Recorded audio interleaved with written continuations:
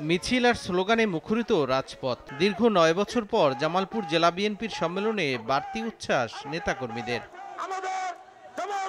শনিবার সম্মেলনে ঢল নামে কর্মী সমর্থকদের। উদ্বোধন করেন দলটির স্থায়ী কমিটির সদস্য ইকবাল হাসান মাহমুদ টুকু। পিআর পদ্ধতি নিয়ে সমালোচনা করে বলেন, বাংলাদেশের মানুষ ভোটের সময় প্রার্থীকে দেখতে চায়। যার ভোট সে দিবে, একজনকে ভোট দিবে, সেই ব্যক্তিকে চিনতে হবে, সেই ব্যক্তিকে ভোট দিবে।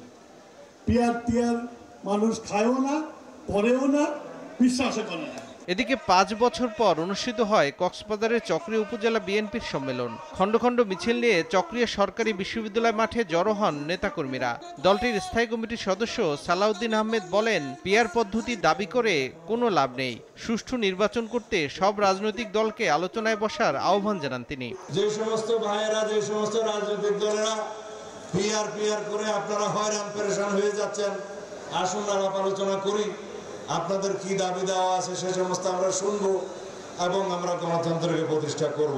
ব্রাহ্মণবাড়িয়া শহরে সদস্য নবায়ন ও প্রাথমিক সদস্য সংগ্রহ কর্মসূচি উপলক্ষে জনসভার আয়োজন করে জেলা বিএনপি। বক্তব্যে দলটির সিনিয়র যুগ্ম মহাসচিব রুহুল কবির রিজভী বলেন, ধর্ম নিয়ে রাজনীতি করা দুই একটি দল পিআর পদ্ধতিতে নির্বাচন নিয়ে কথা বলছেন, অথচ দেশের মানুষ পিআর পদ্ধতি সম্পর্কে জানেই না। পিআর পদ্ধতি কি পুরো জনগণ বলতে পারবে? হঠাৎ করে এই কথাটি দুই একটি রাজনৈতিক দল বলছেন, যারা অনেকে ধর্ম নিয়ে রাজনীতি করেন তারাও বলছেন। কোনো চাঁদাবাজ সন্ত্রাসী বিএনপির সদস্য হতে পারবে না বলেও জানান রুহুল কবির রিজভী।